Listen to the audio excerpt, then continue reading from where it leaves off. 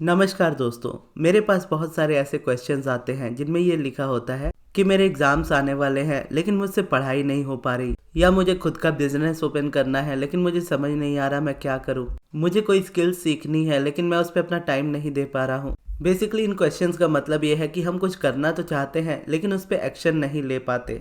तो अगर आप अपनी लाइफ में किसी ऐसी सिचुएशन पे हो जहाँ पर आप एक्शंस नहीं ले पा रहे अपने डिज़ायर्स को लेकर के, और आपको लगता है कि एक्शंस बहुत इंपॉर्टेंट है, तो आज की ये वीडियो आपके लिए है। वैसे तो मैंने एक्शंस पे पहले भी वीडियो बनाई है, लेकिन अगर आप पहली बार ये वीडियो देख रहे हो एक्शन पे मेरे चैनल पर, तो आज आपको लॉ ऑफ अट्रैक्शन को एक अलग तरीके से ही समझना मिलेगा। मैं अपने लॉ ऑफ अट्रैक्शन के एक्सपीरियंस से ये 100% गारंटी के साथ कह सकता हूँ कि लॉ ऑफ अट्रैक्शन कभी भी एक्शन पे काम नहीं करता है। ना ही आपको ज़बरदस्ती ज़रूरत है इतने सारे एक्शंस लेने की। आपके लिए आपकी डिज़ायर को मैनिफेस्ट करना इंपॉर्टेंट है, ना कि एक्शंस लेना। और दुनिया में इतने एक्शंस नहीं है जो आपकी एनर्जी को बैलेंस में ला दे, जिसका बेसिक मतलब ये है कि आप जितना ज़्यादा ट्राई करोगे, जितना ज़्यादा एफर्ट लोगे, जितनी ज़्यादा मेहनत करोगे, आप उतनी ज़्यादा फेल होगे, उतनी ही बार फेल होगे। और जितनी बार आप फेल होते चले जाओगे उतना ही ज़्यादा आप अपने डिज़ायर से दूर होते चले जाओगे। क्योंकि बहुत लोगों को ये प्राउडली फील होता है, जो कि पहले मुझे भी बहुत प्राउडली फील होता था, स्ट्रगल करना। अब स्ट्रगल एक ऐसा वर्ड है जो लोग बहुत प्राउडली कहते हैं कि मैंने अपनी लाइफ में बहुत स्ट्रगल किया है। और जो मेरे टीचर हैं अब्राहम हिक्स, उन्होंने तो मेरे माइंड में से स्ट्रगल वर्ड को ही निकाल दिया। यानी लाइफ में अगर आप कुछ करना चाहते हो तो यूनिवर्स ने कभी नहीं कहा कि आपको स्ट्रगल करना पड़ेगा तो ही आपको वो चीज़ मिलेगी। यूनिवर्स तो आपसे कहता है कि whenever you ask it is always given, no exceptions. इसका मतलब ये है कि आप यूनिवर्स से जब भी कोई भी चीज़ मांगते हो, यूनिवर्स उसी वक्त वो चीज़ आपको दे देता है एक वर्टेक्स के फॉर्म में। जब आप अलाइनमेंट में होते हो तो वो चीज़ आपकी लाइफ में रियलिटी में बन जाती है। तो जब यूनिवर्स ये कहता है कि आप जब भी मांगोगे आपको वो चीज़ मिल जाएगी, तो यूनिवर्स ये फिर कैसे कहेगा कि आप मेहनत करोगे तभी वो चीज़ आपको मिलेगी, आप एक्शंस लोगे तभी वो चीज़ आपको मिलेगी। जबकि यूनिवर्स तो डायरेक्टली कहता है ना कि आप मांगोगे आपको मिल जाएगा। और बाइबल में भी अगर आप देखोगे तो बाइबल में भी ये कोट आता है, या पंक्ति आप बोल सकते हो। बाइबल में भी ये पंक्ति आती है कि जब भी आप मांगोगे आपको दिया जाएगा, जब भी आप दरवाज़ा खटखटाओगे आपके लिए दरवाज़ा खोला जाएगा। तो यहाँ भी देखोगे तो बाइबल में भी ये चीज़ कही गई है कि आप जब मांगोगे तब आपको दिया जाएगा, आप जब दरवाज़ा खटखटाओगे तब आपके लिए दरवाजे ओपन किए जाएंगे। कहीं भी ये नहीं कहा गया कि तुम मेहनत करोगे तो ही तुम्हें सफलता मिलेगी। और मेहनत करना, अब यहाँ पर भी देखोगे तो ये भी एक ऐसा वर्ड आ जाता है जिसपे लोग बहुत प्राउडली फील होते हैं और कहते हैं कि हम बहुत मेहनत करते हैं अपने जीवन में। जबकि एक्चुअल में देखा जाए तो किसी चीज़ से या किसी काम से अगर आपको प्यार हो तो उस जगह पे आपको कभी भी मेहनत का सामना नहीं करना पड़ता। जैसे लॉ ऑफ अट्रैक्शन है मेरे लिए, अब्राहम की टीचिंग्स है मेरे लिए, वीडियोस बनाना है मेरे लिए। अब इसमें मेरी मेहनत क्या है? 0% है। मैं इसको मेहनत में गिनता ही नहीं हूँ। बचपन में तो मैं इससे ज़्यादा गेम्स खेल लेता था 12-12 घंटे पीसी के सामने बैठ करके। और वीडियोस तो मैं अगर देखोगे तो 1 घंटे के अंदर ही बना लेता हूँ और 1 घंटे में बना करके अपलोड भी कर देता हूँ। तो बेसिकली मैंने जस्ट यूनिवर्स से इस तरीके से मांगा कि मुझे मेरे टाइम की हमेशा वैल्यू मिले। मैं जितना टाइम दूँ मुझे उससे कहीं ज़्यादा पैसे मिले। मैं काम भले कम करूँ लेकिन मेरे काम की इतनी वैल्यू हो कि वो पूरे टाइम को कंपेंसेट कर दे। यानी ज़रूरी नहीं है कि मैं 10 घंटे काम करूँ, मैं 1 घंटे काम करूँ लेकिन वो काम 10 घंटे के बराबर हो, 10 दिन के बराबर हो। तो यहाँ पर ना तो मुझे वीडियो बनाने में मेहनत लगती है, ना तो मुझे पर्सनली किसी से बात करने में, सेशंस में मेहनत लगती है, ना ही मुझे सब्लिमिनल बनाने में मेहनत लगती है। बस ये है कि मेरा टाइम होता है उस पर और उस टाइम के बदले में मुझे वैल्यू मिलती है। लेकिन ये चीज़ें मैं शुरू से एंजॉय करता आया हूँ। पहले मैं बचपन में एडिटिंग करता था, वीडियोस भी, फोटोज़ भी। तो उस वक्त एडिटिंग उतनी पॉपुलर नहीं होती थी। जस्ट एक होता था ना कि आपके पास नया नया कंप्यूटर आया है, आप कुछ ना कुछ करने लगे लेकर के। तो मैं विंडोज़ मूवी मेकर में दिन भर वीडियोज़ ही बनाता रहता था, फ़ोटोज़ को मिक्स करता रहता था। और जब नया नया मेरे पास पहली बार आईपॉड आया था, उस समय आईपॉड बहुत चलते थे कैमराज वाले, तो मैं अमृतसर गया था उस समय। तो अमृतसर की मैंने व्लॉगिंग की थी और उस समय तक व्लॉगिंग का वर्ड भी नहीं पता होता था, यानी पूरा रिकॉर्ड करता हुआ गया था पूरे रास्ते में। फिर उसको आकर के वीडियो में कन्वर्ट किया था और उसको बेसिकली वो वीडियो ही थी, लेकिन उसको मूवी मेकर में डाल करके उसके बाद उसमें म्यूज़िक वगैरह लगा करके, तो इस तरीके से मैं वीडियोस बनाता था, बाद में खुद देखता था। तो इस तरीके से अगर आप देखोगे तो स्टार्टिंग तो मेरी वैसे ही ऐसे हो गई थी। अब इसमें मैं क्या बोलूँगा कि मैं मेहनत करता हूँ। मेहनत तो मैं पहले करता था, अब नहीं करता हूँ। क्योंकि मेहनत और रेजिस्टेंस, या मेहनत और स्ट्रगल, ये रेजिस्टेंस है ना कि अलाइनमेंट। एफर्टलेस होना और एफर्टलेस होकर चीज़ें करना ही अलाइनमेंट होता है। अब जैसे मेरे लिए मेरा काम है बहुत ईजी है, या अगर मैं बुक्स भी पढ़ने बैठूँ तो मेरे लिए बहुत ईजी है। वही दुनिया में किसी और को बुक्स पढ़ना बहुत मुश्किल लग सकता है। सेम मेडिटेशन है, मेरे लिए बहुत ईजी है, दुनिया में बहुत लोगों को बहुत मुश्किल लग सकता है। तो बस यहाँ पर डिफरेंस आ जाता है। कोई चीज़ किसी के लिए बहुत ईजी है, कोई वही चीज़ किसी के लिए बहुत मुश्किल है। तो उसी को लोग स्ट्रगल या मेहनत इन चीज़ों का नाम देते हैं। और एक्शन से चीज़ों को जब आप करने जाते हो तो चीज़ें हमेशा फेल होती है, क्योंकि अगर एक्शन से देखोगे तो एक्शंस तो मैं शुरू से ले रहा था। 2016 से मैंने बुक्स पढ़नी स्टार्ट की, 100 से ज़्यादा बुक्स मैंने पढ़ी। और यूट्यूब चैनल मेरा आज का अगर आप देखते हो गगन यूनिवर्स, यहाँ से स्टार्टिंग नहीं हुई थी। स्टार्टिंग तो एक न्यूज़ चैनल से हुई थी, एक गगन मोटिवेशन करके मैंने बहुत पहले एक चैनल बनाया था और उसमें बहुत एडिटिंग करके पहली वीडियो बनाई थी। और उसमें मेरी आवाज़ इतनी धीरे आ रही थी कि मुझे समझ नहीं आ रहा था कि मैं क्या करूँ। बाद में मैंने वो चैनल ही डिलीट कर दिया था। फिर उसके बाद मैंने एक गेमिंग चैनल अपना बनाया था गेमर गगन नाम से, तो उसमें मैं पबजी मोबाइल खेला करता था और पूरे दिन बैठकर वो गेम खेलता था जो कि मुझे खेलना भी नहीं पसंद था। स्टिल पूरे दिन बैठ करके खेलता था ताकि एक गेम प्ले मैं अपलोड कर सकूं। बाद में फिर मुझे उसमें भी मज़ा नहीं आया, मैंने वो वाला चैनल भी डिलीट कर दिया। और इसके अलावा एक और चैनल मैंने बनाया था बुक समरीज से रिलेटेड, और बाद में वो भी मैंने डिलीट कर दिया। अब इस जगह पे मैं इतना आपको डिलीट कर दिया वाली बातें इसलिए बता रहा हूँ क्योंकि यहाँ पर आप देखोगे तो मैं एक्शंस बहुत ज़्यादा ले रहा था। मेरे अंदर वो काबिलियत उस वक्त नहीं थी। काबिलियत का मेरा मतलब अलाइनमेंट से है। अलाइनमेंट मेरी उस वक्त तक नहीं थी, तब मैं उन चीज़ों को नहीं कर पाता था। मैं डिफरेंट चीज़ें करने में लगा रहता था, एक एक चीज़ों पे ज़्यादा देर फोकस नहीं करता था, रेपिटेशन उसमें ज़्यादा नहीं होता था, प्रैक्टिस उसमें ज़्यादा नहीं होती थी। कुछ दिन करता था फिर छोड़ देता था, ये सोचकर कि मेरे बस की नहीं है, क्योंकि मैंने बहुत ट्राई कर लिया इस पे।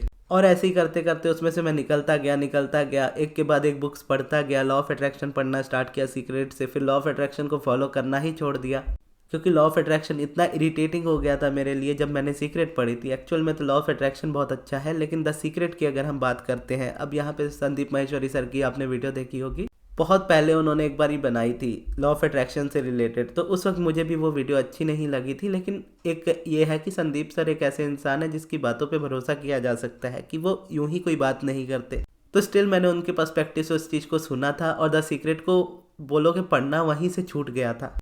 क्योंकि एक्चुअल में देखा जाए तो संदीप माहेश्वरी सर ने लॉ ऑफ अट्रैक्शन की बुराई नहीं की थी, उन्होंने द सीक्रेट बुक की बुराई की थी। तो जब अब्राहम हिक्स मेरी लाइफ में आई, उनकी बुक आई, तो उनकी बुक को जब मैंने पढ़ा तो उसके बाद मेरा पर्सपेक्टिव पूरा लॉ ऑफ अट्रैक्शन को लेकर के चेंज हो गया। फिर उसके बाद मैं समझने लगा कि हाँ, एक्चुअल में लॉ ऑफ अट्रैक्शन वैसे काम करता है जैसे अब्राहम सिखाती है। और जबकि द सीक्रेट बुक तो बनी ही अब्राहम की वजह से थी, एस्थर की वजह से थी, लेकिन उन्हीं को उसमें से निकाल दिया गया क्योंकि वो वाइब्रेशन और अलाइनमेंट वर्ड को ज़्यादा यूज़ कर रहे थे। और अब्राहम की टीचिंग्स में कहा जाता है कि लॉ ऑफ अट्रैक्शन कोई सीक्रेट नहीं है, दुनिया में हर किसी इंसान के लिए ये चीज़ नेचुरल है, जो द सीक्रेट की टीम को नहीं पसंद आता था।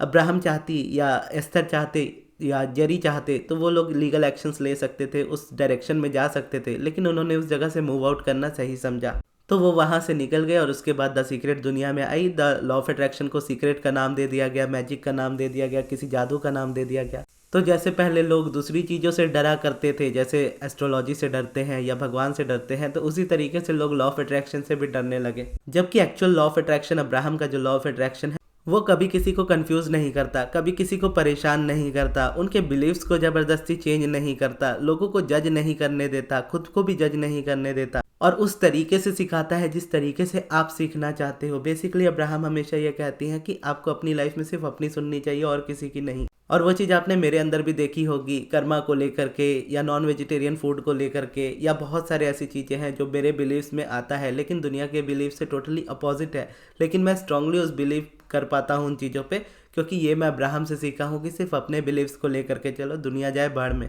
दुनिया आपके बारे में क्या सोचती है, दुनिया आपके डिज़ायर के बारे में क्या सोचती है, ना तो उनका कोई लेना देना है उस चीज़ से, ना तो आपको फ़र्क पड़ना चाहिए उस चीज़ से। तो जब मैं अब्राहम हिक्स को पढ़ता चला गया तो धीरे धीरे मुझे समझ में आने लगा कि हाँ, मेरी रेजिस्टेंस ही है जो रीज़न है मेरी लाइफ में मैनिफेस्टेशन ना होने का। यानी अगर मैं कोई चीज़ मेरी लाइफ में चाहता हूँ, वो चीज़ अगर मेरी लाइफ में नहीं है, तो उसका ये मतलब नहीं है कि मैं उस वाली चीज़ को डिज़र्व नहीं करता। उसका ये मतलब भी नहीं है कि किसी और ने उस चीज़ को मैनिफेस्ट कर लिया इसलिए मुझे वो चीज़ नहीं मिल सकती। उसका ये मतलब भी नहीं है कि मेरे अंदर एक बर्निंग डिज़ायर नहीं है उस चीज़ को पाने की।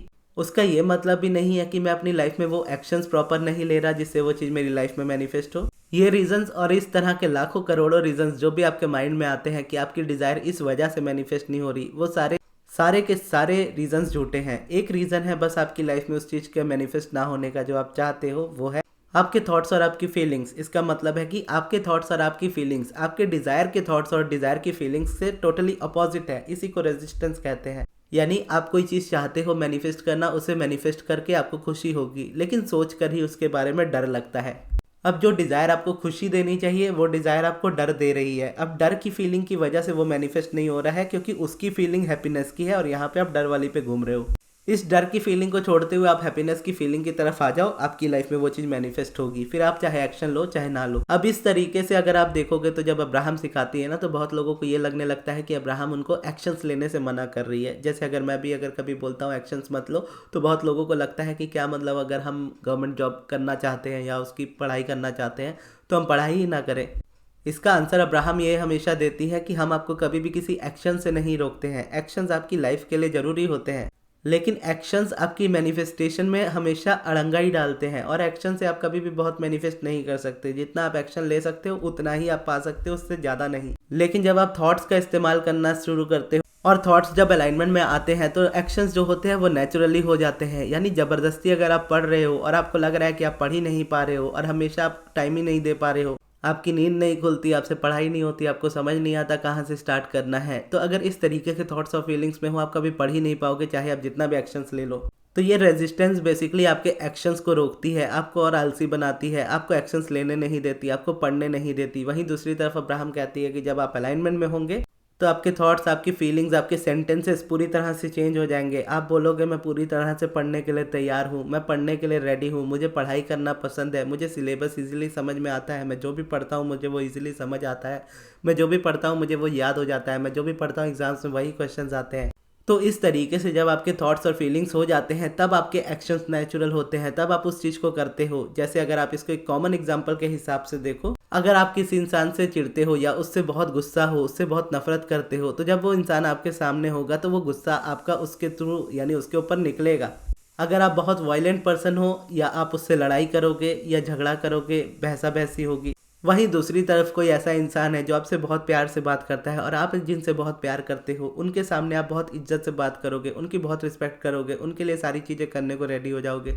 तो यही डिफरेंस हो जाता है आपका अलाइनमेंट और रेजिस्टेंस में दूसरे वाले पर्सन का। यानी जो पहला पर्सन मैंने बताया जिसके साथ आपका झगड़ा है, परेशानी है, उसके साथ आपकी रेजिस्टेंस है, उसके साथ आपकी वाइब्स मैच नहीं होती, तो वहाँ पर आपके एक्शंस कैसे होंगे? एक्शंस वैसे ही होंगे क्योंकि आपके माइंड में एंगर है तो वो एंगर ही उसके लिए निकलेगा। वहीं दूसरी तरफ जो इंसान है जिससे आप प्यार करते हो और जो आपसे प्यार करते हैं, उनको लेकर के क्योंकि आपका प्यार है, आपके थॉट्स में प्यार है उनके लिए, आपकी फीलिंग्स में उनके लिए प्यार है, तो आपके एक्शंस भी उनके लिए वैसे ही निकलेंगे। तो ठीक उसी तरीके से आपकी पढ़ाई भी है, आपकी लाइफ की बाकी सारी चीज़ें भी है। आप ज़बरदस्ती किसी चीज़ को जितना भी करने की कोशिश करोगे वो आपको हमेशा रेजिस्ट करेगी, हमेशा ही परेशान करेगी, हमेशा ही आपको फेलियर देगी। तो यहाँ पे आपके फेलियर का रीज़न एक्चुअल में देखोगे तो आपकी रेजिस्टेंस है। यानी वो एक्शन जो आप ले रहे हो बार बार, वो आपको रेजिस्ट कर रहे हैं, उसकी वजह से आप उस जगह पे एक्शन नहीं ले पा रहे हो।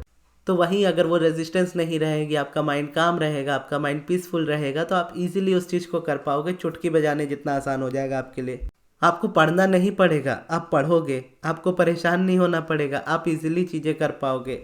आप स्किल सीखोगे नहीं, आप उसको एक्सपीरियंस कर लोगे, उसमें एक्सपर्ट हो जाओगे और हर दिन अपने काम में बेहतर और बेहतर होते चले जाओगे। अब जैसे अगर मेरी लॉ ऑफ अट्रैक्शन को लेकर के मैं खुद भी मानता हूँ और आप लोग में से भी बहुत लोग मानते हैं कि लॉ ऑफ अट्रैक्शन को लेकर के मेरी जो क्लैरिटी है वो बहुत ज़्यादा क्लियर है। यानी लॉ ऑफ अट्रैक्शन में मेरी पकड़ बहुत ज़्यादा अच्छी है, मेरी समझ बहुत ज़्यादा अच्छी है इस सब्जेक्ट में, क्योंकि मैंने अपना टाइम इतना इसको दिया है। 100 बुक्स पढ़ने के बाद जब मैंने अब्राहम की बुक को पढ़ना स्टार्ट किया, उसके बाद मैं किसी ऑथर की कोई बुक पढ़ना पसंद नहीं करता। स्टार्टिंग में पढ़ी थी थोड़ी बहुत, और ये नहीं कह रहा कि कोई ऑथर ख़राब है, लेकिन बस ये कह रहा हूँ कि अब्राहम की टीचिंग से मुझे सारी चीज़ें मिल जाती हैं और उनके थ्रू अगर किसी तक पहुँचना हो तो मैं पहुँच जाता हूँ।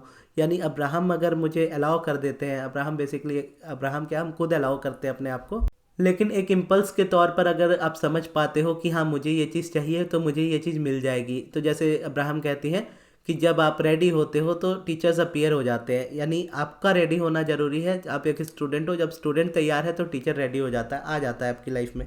तो ज़बरदस्ती आपको बहुत सारी बुक्स पढ़ने की ज़रूरत नहीं है। जब आपको इम्पल्स आएगी किसी एक बुक की, आप उस बुक को पढ़ोगे, उसमें आपका आंसर होगा। आपको ज़बरदस्ती बहुत सारी लॉ ऑफ अट्रैक्शन की वीडियोस देखने की ज़रूरत नहीं है यूट्यूब पे। जो वीडियो आपकी आंखों के सामने आनी होगी वो आ जाएगी और आप देख भी लोगे। तो ये होता है एक्शंस लेना, ये होता है एक्चुअल में अलाइनमेंट में एक्शंस लेना। और यहाँ पर अगर आप देखोगे ना, ये रेजिस्ट नहीं करती ये चीज़ें आपको। और जो चीज़ें आपको नहीं देखनी होती है या जो लोग आपको या जो चीज़ आपको नहीं पसंद होती है, आप उनसे ऑटोमेटिकली दूर होते चले जाते हो, क्योंकि आपकी वाइब्रेशन आपको बता देती है कि उस जगह पे नेगेटिविटी है। उस रेजिस्टेंस से दूर रहो, इस जगह पे अलाइनमेंट है, इस जगह पे रहो। सारी चीज़ें यूनिवर्स हमेशा आपको गाइड करता है और इसके लिए आपको करना ही क्या होता है अगर एक्चुअल में देखो तो क्योंकि मैंने अपनी लाइफ में जब लॉ ऑफ अट्रैक्शन को फॉलो करना स्टार्ट किया तो सबसे पहला जो प्रोसेस अब्राहम ने दिया था, या अब्राहम ने तो बहुत सारे प्रोसेस दिए, लेकिन जो अब्राहम का प्रोसेस मैंने फॉलो करना स्टार्ट किया वो मेडिटेशन था, और बेसिक मेडिटेशन था, एकदम सिंपल, जिसमें कोई भी कॉम्प्लिकेशंस नहीं है, बहुत इजी है करना। वही मैं करता आया हूँ, वही मैं शुरू से कर रहा हूँ, आज भी करता हूँ, लाइफ टाइम करूँगा। और मेरी लाइफ में जितने अमेजिंग चेंजेस आए हैं उससे एक मेडिटेशन से आए हैं। मेडिटेशन ने मुझे ग्रैटिट्यूड से जोड़ा, मेडिटेशन ने मुझे पॉजिटिव एस्पेक्ट से जोड़ा, मेडिटेशन ने मुझे सब्लिमिनल से जोड़ा, मेडिटेशन ने मुझे रोबोटिक एफर्मेशन से जोड़ा। तो एट द एंड आप आगे जा करके क्या करते हो वो आपकी मर्जी है। आप चाहे पॉजिटिव एस्पेक्ट्स चूज करो, आप चाहे ग्रेटिट्यूड चूज करो, आप चाहे सब्लिमिनल चूज करो, लेकिन मेडिटेशन हमेशा पहला होना चाहिए। जैसे कल ही मैं सेशन में एक जान से बात कर रहा था, पर्सनल सेशन में, तो उन्होंने बताया कि मेरी लाइफ बहुत सिंपल है, मैं 2 ही प्रोसेस यूज करता हूँ, एक मैं मेडिटेशन करता हूँ, दूसरा मैं सब्लिमिनल सुनता हूँ। और से मेरे कुछ सब्सक्राइबर्स है जो मेरी ही तरह जस्ट पॉजिटिव एस्पेक्ट्स लिखते हैं और मेडिटेशन करते हैं, या कोई मेडिटेशन करता है और साथ में ग्रेटिट्यूड वॉक करता है। तो इस तरीके से बेसिकली आप अपनी लाइफ में एक एक करके चीज़ों को जोड़ते चले जाते हो। लेकिन स्टार्टिंग अगर आप मेडिटेशन से करते हो तो मेडिटेशन हमेशा आपके लिए वैल्यूएबल होगा, और इस दुनिया में ऐसी कोई चीज़ नहीं है जो मेडिटेशन से मैनिफेस्ट नहीं हो सकती। और यही चीज़ मैं शुरू से कहता आया हूँ, हमेशा कहूँगा आगे भी, कि मेडिटेशन दुनिया का सबसे बेस्ट प्रोसेस है। अगर आप मेडिटेशन के अलावा कुछ भी ना करो, सिर्फ और सिर्फ मेडिटेशन ही करो, तो भी आप अपनी लाइफ की सारी चीज़ें खुद ही मैनिफेस्ट कर लोगे। क्योंकि मेडिटेशन ना सिर्फ आपको आपकी अलाइनमेंट में लाता है, ना सिर्फ आपको आपके इनर बीइंग से जोड़ता है, बल्कि पूरी गाइडेंस आपको देता है। बेसिकली गाइडेंस तो आपका इनर बीइंग ही देता है, लेकिन इनर बीइंग के साथ जोड़ने वाला आपका मेडिटेशन होता है, जो सबसे ईजी तरीके से जोड़ता है। वैसे तो सारे प्रोसेस ही आपको इनर बीइंग के साथ जोड़ते हैं, लेकिन मेडिटेशन उसमें से सबसे ज़्यादा ईजी है। तो ज़रूर मेडिटेशन अपनी लाइफ में ऐड कीजिए। और अगर आपको अपनी लाइफ में किसी भी एस्पेक्ट में, किसी भी जगह पे पर्सनल हेल्प चाहिए हो, तो आप मुझसे पर्सनल सेशन अपॉइंटमेंट ले सकते हो, या फिर मुझसे आप पर्सनली अपना सब्लिमिनल बनवा सकते हो। सेशन लेने के लिए या सब्लिमिनल बनवाने के लिए आप मेरे मैनेजर अमृत को कांटेक्ट कीजिएगा, उनके व्हाट्सएप नंबर पे, जो मैं आपको कमेंट बॉक्स में दे दूंगा। और अगर आप मेडिटेशन करना चाहते हो मेरी आवाज़ में, तो अभी आपकी स्क्रीन में ये गाइडेड मेडिटेशन की वीडियो आ रही है, इससे जाकर के आप मेडिटेशन कर सकते हो। और ये वीडियो आपको कैसी लगी कमेंट्स में ज़रूर बताइएगा, और इस वीडियो को यहाँ तक देखने के लिए बहुत बहुत धन्यवाद।